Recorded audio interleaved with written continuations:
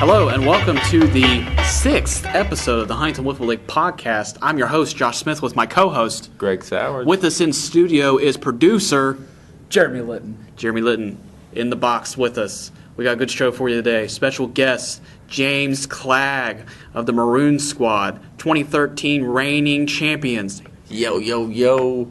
What's up? Cheer, cheer, cheer. Champs again, baby.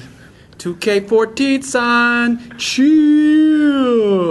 Bring us the gold. Top story for this episode. Last week, February 4th, we had just had our second annual league winter meeting, the gathering of the off-season minds to find out what the future season holds. We had 24 players in attendance, 7 teams represented, and a lot got accomplished. A couple rules were definitely set in stone. Yellow bat is for sure happening. The divisional era upon us. Despite the lack of vote. Yeah, despite a lack of vote. I didn't bother to have a vote since no one seemed to visually oppose it. It seemed that pretty much everybody was on board with the yellow bat. Except me. Yeah. And I didn't really leave the option to vote until I pretty much talked for 10 minutes straight about the reasons why I think we should not stick with the black bats. That just means you bored them to death, Josh. You and your voice going yak, yak, yak. I filibustered the vote. That's what happened. Okay. I'm the John Boehner of the league. Needless to say, yellow bat 2014. Yep, banana It's bats. official. It's happening. All right. Also, we talked extensively. I thought the yellow bat debate would be a lot. There would be more of a fight against it, but there was no one really arguing against it. But we talked more about the rounding third base rule than anything else. We also talked about the mercy rule. Yeah, we talked about the mercy rule. Those were the two huge debates of the night. There were no longer before this year. If any team scored 10 runs in one inning, after the 10th run is scored, they immediately discontinue their at bat, and the next team has to bring it within 10 runs, or it's a mercy rule. That'll be taken away now because it can give an unfair advantage to a team that could be coming back from that if they're the home team. So yeah, we saw that happen during fall ball. A team came within about 4 runs of retaking the lead and would have ended the game on it. Yep, that was a pitch slappers and back tag, yeah. Week 5, yeah. I think there should have been a clause rather than complete elimination. Yeah. But mercy rules, it was just such a bloodbath in 2013. I think we had like 18 mercy rule games. We only had 4 games the whole season where there was no home runs hit. I'm just saying, Jeremy, you made things complicated, son. That's all I'm saying. The introduction of the yellow bat will cut down on the mercy rules, And that's the hope. at nationals. I hope so. Certainly. Couldn't hurt. And the ridiculous stats we have in our league. Yeah, the stat padding that happened last year was ridiculous. It was embarrassing. Now, there may be a couple of games out there that may turn into stat padding games, but like I said, it'll even out throughout You'll the have that with season. mismatched teams. If somebody doesn't have their full team show up and the other team does have their full team show up, or it's just a discrepancy in talent, the door of possibility is always open. But before, it could happen to any 2 teams at any time. During the last season. So the other rule, we have a get the runner out at the plate rule in place since last year. Once the runner rounds third, they must commit to go home, throw the ball to the zone or the backstop net. That ball hits the zone or the net before that person crosses home. They are out at home. Before now, we actually had a rule. If you take more than a step past third, that is considered commitment, and the race would be on. Now, we will have, I think, a 5-by-5 foot radius outside of third base in foul territory where people can take a few steps, turn around, and then be the judge before the ball gets back to the mound, and it's a dead ball. So that'll make things more interesting. Once you take one toe step outside of that box, you must go home. There's no going back. So a lot of people have questions about that. It may not be 5-by-5 feet. That's just a safe figure to go with for now. But other than that, all the rules are going to be the same from last year. Teams are still responsible for their own jerseys. We still have the rule where it's like if you're 15 minutes late, that can be a forfeit. So that can make things interesting with the schedule. Remember that, because that can come in handy with some teams, especially with the constantly late players. That's right. We had that happen last year. But the main event that happened during the winter meeting was we spun a wheel. We've decided that A virtual wheel. a virtual wheel. We used an app. Last year we grew this. 21st century people. Yeah, yes. Virtual reality. That's what's happening. We wore 3D sunglasses and we spun a wheel, and then There may have been beer involved, too. there may have been beer. I don't really remember a lot. Okay, so we spun the wheel. We decided that since last year we had 6 teams, I was like, well, if we grow at all, we're going to have 8 teams. That's going to be enough for 2 divisions. I want 2 divisions to set a clear playoff bracket, have division rivalries. I want that. I've wanted that since day one. Do you remember when we started the league in Hurricane in 2002? I was like, I want 2 divisions. I want to have like a World Series effect. Well, we only had 2 teams at this. We had 2 teams, so it would be very difficult to have. Every game was the World Series, okay? Yeah. So we finally have enough to do that. We had at least 8 teams committed, possibly 12, and then sort of the wheels fell off of everything. We had immediately the Holy Balls dropped out the day of the winter meeting. I'd sort of been troubled by that. I could tell that it probably wasn't going to work out. Brent Thompson's considered being a sub, but he'd made it clear that he would rather play with his team or not at all, so not actually looking for him to participate as a substitute player. Then we would love for him to sub. Yeah, Pink Penguins were up on the fence, but there's more on that later.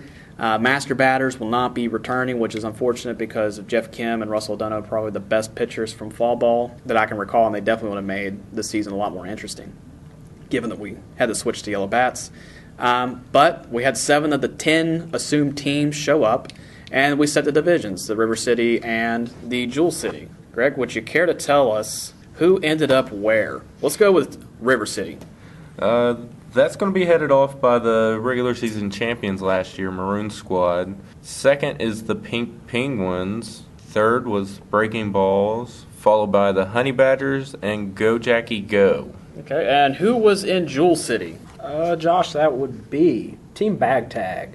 Sit on my base, Wee Willie Wiffle, the Green Bears, and the Wiffle Ballers. The Wiffle Ballers, very good. Now, if I had to take my pick of which division would be harder, I would have to say probably River City at this point, because the Pink Penguins made it to the semifinals last year, breaking balls. Greg, I think, Jeremy, you were there too. They're from the Charleston Wiffle League fall ball league that we tried to get going, and they kicked our ass. They're pretty impressive. Yeah, they're older guys. They're sports writers for the Charleston Gazette, but they definitely know what they're doing. Go Jackie Go, they recently changed their franchise name to Poker Night. They weren't terrible. It was just they never could get their entire team there. So if they're serious, they might actually be able to get into the playoffs. Their pitching needs some work, but I was a little disappointed that they didn't show up to the winter meeting. Yeah, Honey Badgers are in there. They're the 4th seed in the division. Best pitcher in the league, without a doubt, in my opinion, Josh Berletich. Paul Hessen really brought some offensive mojo to the team. There may be some injury complications with that team. Yesterday, at some point during the day, Josh Berletich sprung his ankle. I'm not sure which one it was, so I'm not sure if it's what he's going to be pushing off on or what. I'm not sure how bad it was, but I do know he refused crutches and he decided to limp around campus.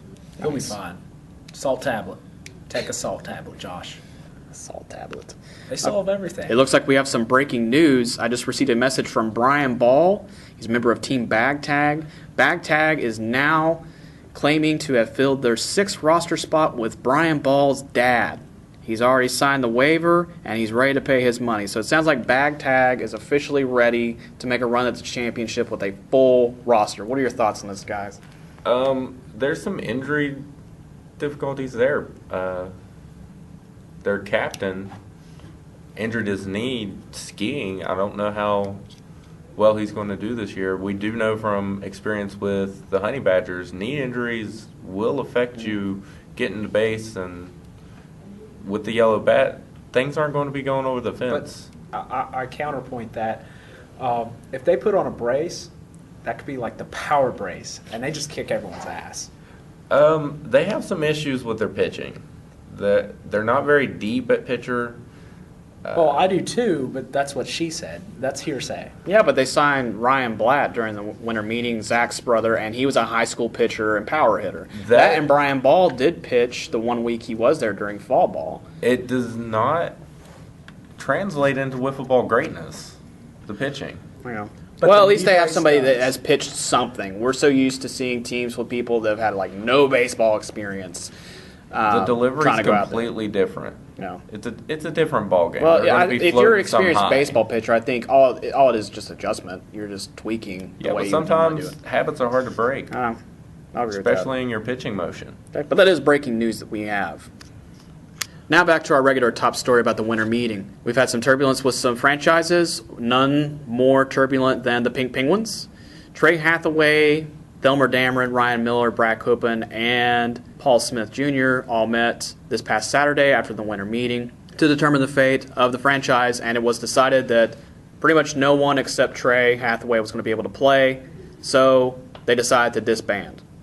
As a result, I was contacted about this, and Trey offered to start a new team, but at this point, starting a team from scratch this late in the offseason is not possible. So I sort of sensed this was going to happen at the winter meeting, and I called on someone, not going to mention any names, to come out of retirement and try to save our asses again and restore balance to the division. I don't know who you're talking about. Some douchebag named Jeremy Litton. Oh, yeah, I did. Do you know him? Yeah, I do. Staring sort at of him. Producer. It's staring. Well, yeah, in the iPhone. I never look at you. I just stare at you. Okay. All right. So, last year you had the Welfare Warriors.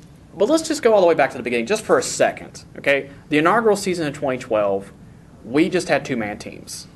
You were my teammate on the Terrorhawks. I was literally not going to be able to find anyone else because we started that season in such a whirlwind, fashion and so urgently. You pretty much, without you, there would have been no Terrahawks, and it just would have been Beaver Fever and Honey Badgers, and the Honey Badgers kind of had some spotty tenants. The first season would have just been a disaster, and then there would be no league right now, literally, if you had not been on my team. And then the next year, we wanted to expand. We wanted to consolidate teams that were weak. Oh, wait, you're forgetting about best team. Yeah, we wanted to consolidate teams that were weak and had no attendance. Okay. So the Turtles went to Beaver Fever. The Owls just kind of went out of nowhere. I mean, Christy Saxon from the Owls ended up playing a few games with Beaver Fever. So we just really consolidated into two teams. And then you start your own team, the Welfare Warriors, which, for more on that, you can listen to our first podcast, The View from the Bottom.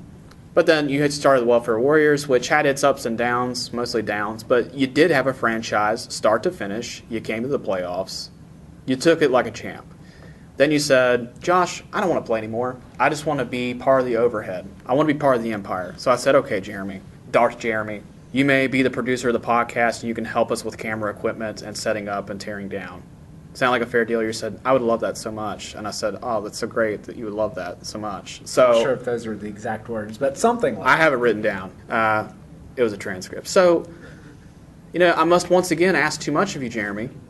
Can you get a team fielded for us to restore balance? I think, I thought about it before. I'm like, I do like playing, but it's just some of the people in the Welfare Warriors sort of just really left a bad taste in my mouth. So I'm like, nah, I just want to do the producing thing. I seem to be doing a good job other than the hour and a half podcast. That's right. But we're cutting these behemoths down. Yeah, this one should be really short, by the way, just letting everyone know. In comparison to, at least. He said in minute 5 of the 50-minute odyssey that is this podcast. But, yes, I do think I can field a team. I already have one carryover from the Welfare Warriors, and that's Michael Sumner. I'm still waiting on a old Terrahawk, on-off, Robert Anastasio, to make up his mind. Something about a girlfriend, which... Priorities, people. Priorities. Wiffle ball 1. Breathing second. Yes. Yeah. I don't see the priority there. When you get up in the morning, you don't go pee first. You go warm up. That's what you do, and then you go pee. Right. That's what you do. Exactly. He's on the fence. So I would have had 3. Dylan's, Evans, the stepbrother to Michael Sumner, I'm still waiting on an answer exactly from Michael, because it's sort of, if Michael plays, then Dylan might play. And Dylan is actually a fairly good player when he's low to moderately high. Yeah. I hate saying that. Well, it sounds like basically you went through the same avenues you did to build the Welfare Warriors, except to hopefully make a 2.0 version. Right. Work out the bugs. I am working out the bugs. I did cut the league issues from the team that really just bugged the team, or bugged the league as a whole. Not that they were bad players, it's just they're obnoxious, and then they sort of shut down on me, and then I shut down on them. So a little bit of personality conflict there, even more so than I thought. Yeah, player. I got to work immediately trying Yeah. to figure out what else I can do to fill out your roster. Chris Ramey actually texted me. He wanted to make it to the winter meeting, but he was snowed in. I guess he lives kind of far out somewhere in Spring Valley. Excuses. I drive a Mustang. Excuses. Just saying. You but rode with Josh that night. yeah, I still drove a Mustang that night. yeah, but he was he is willing and ready to play.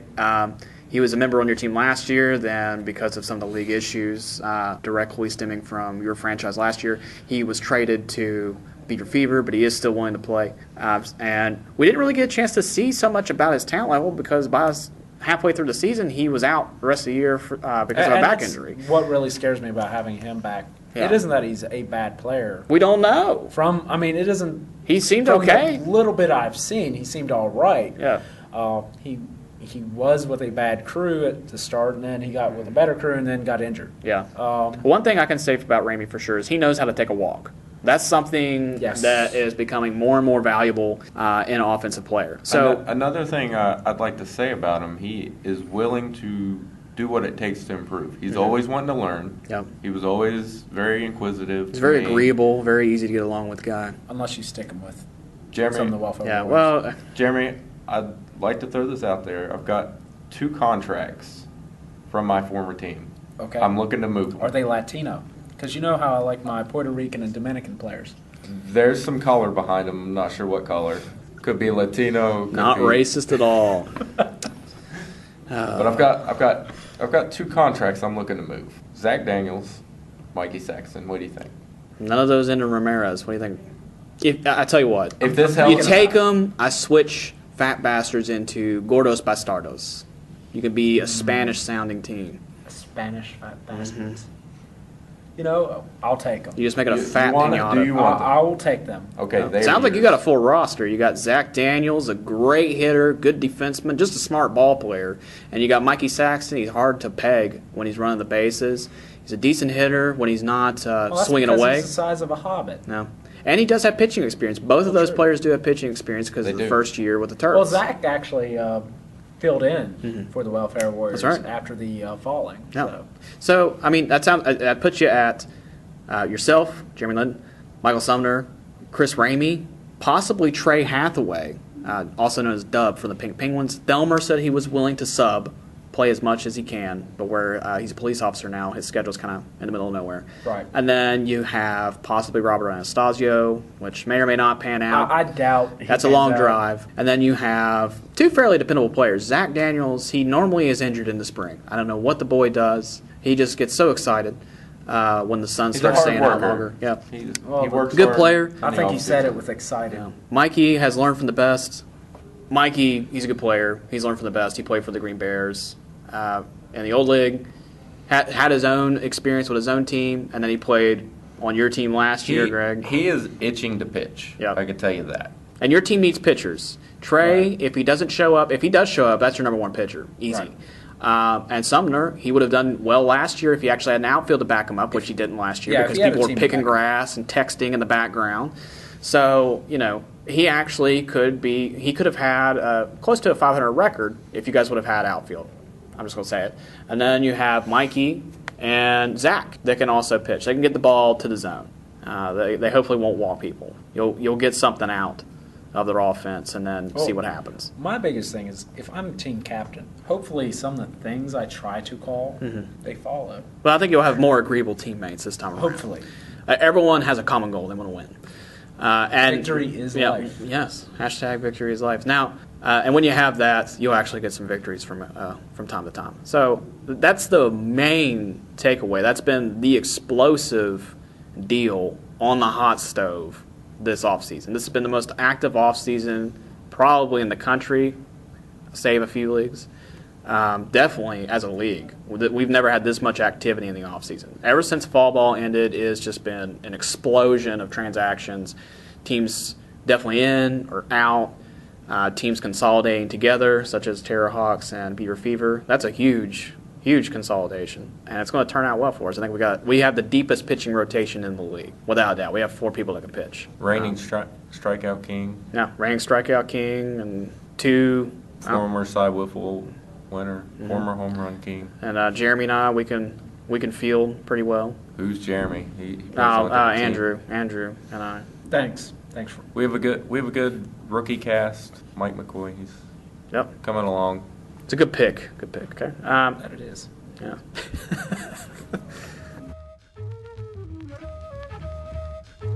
Cause you can, and you don't stop. Cause you can, and you don't stop. Oh, when you can, and you don't stop. Might be coming out for sure, shot. I got the brand new dude, you're guaranteed like you. I'm on like that's a job. Yeah, Mr. Zeus, I'm a newlywed. I'm not a D4C, and everything I do is fucking like Lee Dorsey. Well, it's a taking off the bell. Okay, so the divisions are set. We've already established that. Pink Penguins are out, and the Fat Bastards will be taking their place in the number 2 spot in the River City division, so that fills that hole there. I want to talk about, and this is way too early for this, but when does that ever stop me, Greg, from making ridiculous predictions on how I think teams will finish? I mean, I feel like now's the time. We have a 10-week schedule that's going to occur. You're going to play everybody in your division 4 times, and then you're going to play everybody else in the other division at least once, no more than twice. So, just the division sets alone, not really a lot of these teams are dark horses. I mean, sure, we got Sit on My Base. We know nothing about them. They are a brand spanking new team. Wee Willie Wiffle's been practicing a lot in the offseason. Breaking Balls, they dominated during the Charleston Fall Ball League, but there wasn't really a lot of competition there, and they're practicing weekly indoors. Go Jackie Go, they're supposedly coming back with a, quote, new name and new attitude. They already have the new name, Poker Night, so we'll see about the new attitude. Hopefully that includes a new and more committed roster. So I'm going to give you my picks so far for River City Division. Number 1, I am calling the upset. I'm thinking Breaking Balls. Okay, That's a good pick. Yeah. I got Ryan Pritt as a captain, Nick Scala. He's an older guy, but he's got a lot of knowledge about the game. He's pretty cool to be around. Just a lot of positive energy around the team. And their logo is awesome, based off of Breaking Bad. Number 2, Honey Badgers. I've said it before. I'll say it 100 more times. Josh Berletich is the best pitcher in wiffle ball in this state's history. There is no one better. And with Paul Hessen and another guy, Zach something, I think, bringing something into their offense, that's the only weak area they always had was offense, and now they have something to charge that. Number 3, Maroon Squad. Yo, what's that about? Get money. Yes, Maroon Squad, I think they're overrated. I'm not the only one that thinks they're overrated. I think you're overrated as a host. I think your mom's overrated. I think my mom is overrated, too. She left me at a very young age, and I'm very vulnerable about that. And why do you have to bring that up? Greg, I could totally tell that's you. Okay, so Maroon Squad number 3, why? Their team is not showing a lot of consistency. Josh Hager sort of tap danced out halfway through the year to participate in basketball tournaments. He was supposed to be the captain of the team. They finished strong, but then they just started getting lax. They were overconfident. They lost 2 games they should have won. They should have shut out the season. They should have had a 24-0 season, and they didn't. And, they were supposed to be united going to the tournament, and they didn't go as a team. 2 of them went, and you and I ourselves had to fill in. So I think that's a real problem, and that's not first-place teamwork, in my opinion. I think they make the playoffs the way we have it set now. We have 10 teams, 4 in each division will make the playoffs, and there will be 1 team in each division not going to the dance. And I think they'll make it into the 3rd spot. Number 4, I want to believe in magic, so I want to go with gordos, bastardos. I think you got a good team chemistry going there. You have a lot of lighthearted people on the team, like Trey Hathaway, Mikey Saxton, Zach Daniels. They've been on the same team together for a few years now, so they have good team chemistry to know how each other thinks. Trey, he was a good pitcher. He actually took down Maroon Squad. He handed them their first loss, and it was a very decisive victory, 9-0. It wasn't even close. So good pitching had to play a factor in that. And then you got Mike Sumner, who I've said, he's actually a pretty good hitter. He has a very weird hitting style. He backhands the ball. It's a very strange hitting style he has, but it works for him. Okay, so and then you had, I think, the highest batting average on the Welfare Warriors last year. Really? Mm-hmm. And you didn't have the worst batting average during fall ball. Well, you weren't there during fall ball. I was there. I was at the Charleston Wiffle Ball League. Well, you didn't have the worst batting average there. Really? So, yeah, you have been improving. Okay, so I think your team And I know nothing seems about odd. Poker Night yet. I don't know their roster or anything, so I just say just by default, your team is more put together than theirs at this point. I at least know who's going to be on your roster. That's how I feel about it. So I think your team squeaks into the playoffs if I had to predict today, February 11th, over a month before spring training starts. I mean, Take that as you want. Right now, my crew just seems motley crew. Okay, and that's River City rankings. Jewel City. I'm just going to go pretty much straight from the top. I think Bag Tag has what it takes to close out that division. And that hurts me to say. That's my division. My team's in there. Zach Blatt is back. Paul Martin, tragically, is not going to be on the team this year. Cara Dills is still probably the best female player in the league. That used to not really be a compliment, but that means something now. Brian Ball, he's a pretty athletic guy. He's going to be back full-time this year. He was supposed to maybe not be on the team this year, but he kind of stepped up with the vacancy that opened up from fall ball. And they just filled in the 6th spot on his team now. So, you pretty much have a solid team there. Brandon, sure, he's injured, but he's going skiing again this weekend, so he must not be that bad off. Number 2, I'm going to go with the Green Bears. We have the narcissistic bastard. I've got to be optimistic. Give me something. Okay, so we have the best, not the best. That hasn't been proven yet. We do have the deepest pitching rotation in the league. You and I both started for our own respective teams last year when we were both team captains. Mike McCoy pitched at least 2 games during fall ball, and he did pretty well, minus the fielding errors, which is our fault, not his. And then we have Andrew Hankins, who has a natural whip-style curveball that works really well for him. He's also a good defenseman, so there's ground outs, he'll eat them right up when they go past him. And then Julie has pitched in the past, but, we could just throw her in there just to see what happens if we've already blown the game or just to mix it up if there's injuries or something. So, that's a pretty good rotation if you ask me. Number 3, I want to go with Wee Willie Wiffle. Patrick Rail's a pretty good pitcher. Nick Capra, he can pitch really fast. He's a lefty. I tried to hit him at a practice after fall ball. I didn't even make contact the entire night. He pitches probably about 75 miles an hour. That's going to throw people off with the yellow bat. I couldn't hit it with the black bat. And I was in practice. I had just gotten done with 5 weeks of fall ball. So I think they get 3rd place. Also, Jacob Dunkel is probably the best bat in that whole division. Okay. Number 4, Sit on My Base, because I like the name. No other reason. I know nothing else about this team. And then number 5, Wiffle Ballers. Tim Wilson-Byrne and Stephanie Saller are the only returning team members I recall from their roster list. Everybody else is green. I don't know anything about them. And none of them are Aaron Fratt. He's the best fielder from fall ball, maybe from the entire year last year. Without that, it was really hard for that team to really do much. Okay, so just to recap real quick because of the ranting, here's my list. River City, Breaking Balls, Honey Badgers, Maroon Squad, Gordos Bastardos, and Poker Night. Jewel City, Team Bag Tag, 2, Green Bears, 3, Wee Willie Wiffle, 4, Sit on My Base, and then 5, Wiffle Ballers, barely not making it into the playoffs. So, Greg, what's your prediction? My predictions for the River City division are Honey Badgers in 1st. Wow. Breaking Balls, I got them at 2nd. I've got the Fat Bastards in at 3rd. Wow. Holy crap. You got a lot Poker of Night in faith in 4. Mikey. And Maroon Squad dropping out. At the because bottom. they fail to show up. Yeah. And against these other teams, they're not going to be able to win with 3 players. Yo. All right, Jewel City division. I got to have faith in myself and in my teammates. Green Bears, number 1. Protect this house, son. Number 2, Wee Willie Wiffle. I've been at their practices. I've seen them play. I can only imagine them getting better. It's a complete team playing well together. What do you think about the name change? We're the Pitch Slappers. I like the name change. You like change approves? You like it? Approved. It's approved. Approves. Number 3, I have Sit on My Base. I've heard that these guys are pretty athletic. They've played sports all their lives. They looked like it at the. They did. They looked like they could play some mean, I mean, yard What do we consider sports. athletic? Not 300 pounds and not labored breaths? Is that athletic for us?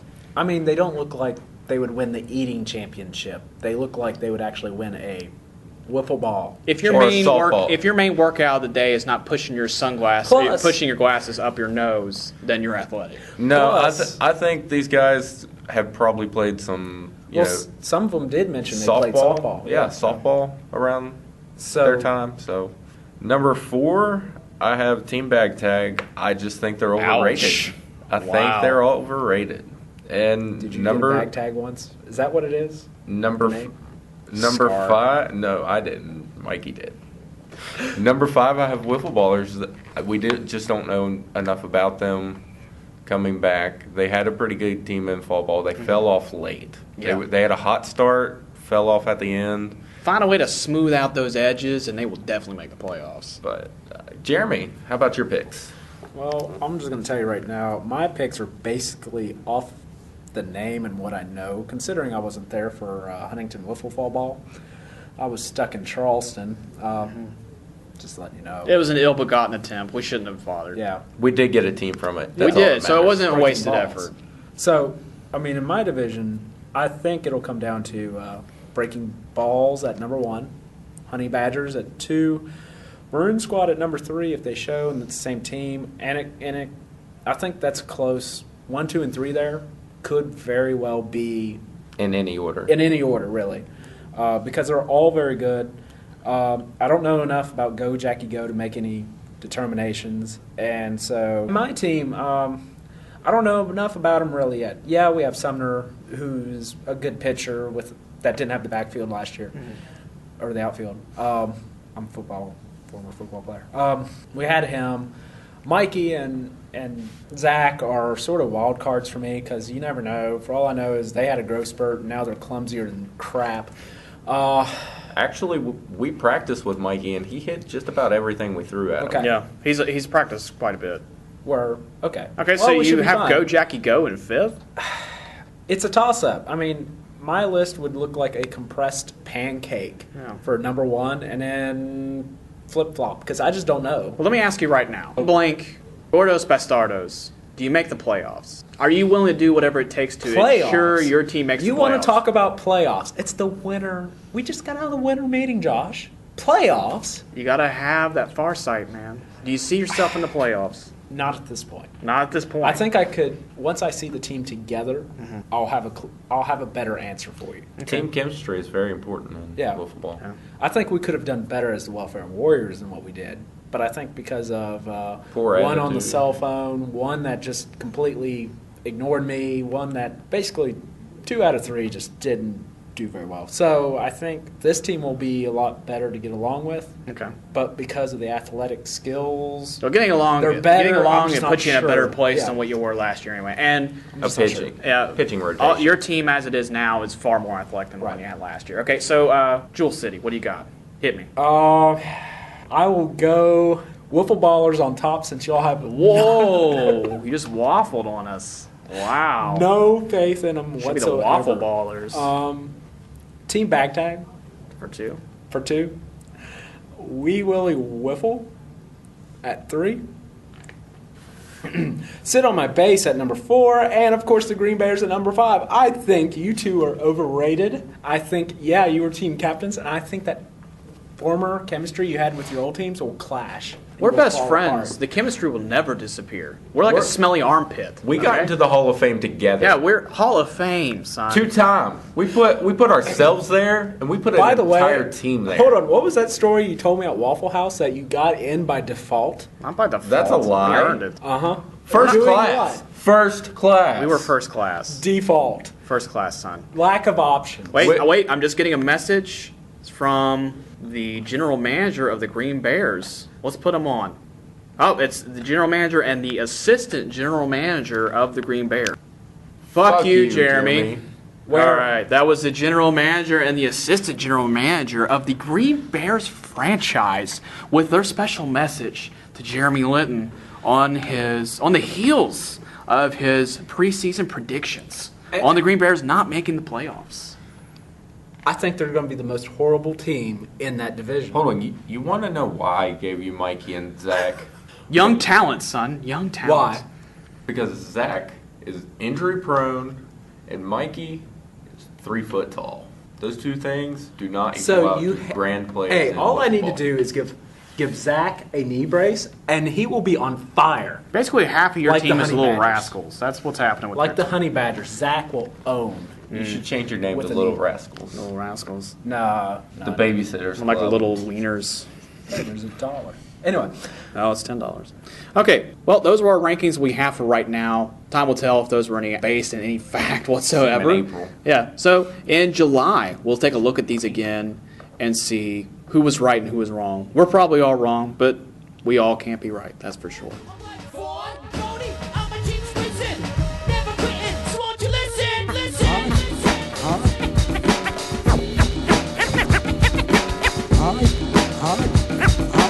Ah, yes, indeed, it's fun time, fun time. Cause you can't go on and you don't stop. Cause you can't. Next month, we will be talking with Kevin Haynes and Aaron Torchio of the Cincinnati Wiffle Ball Club. We will be talking to them via telephone.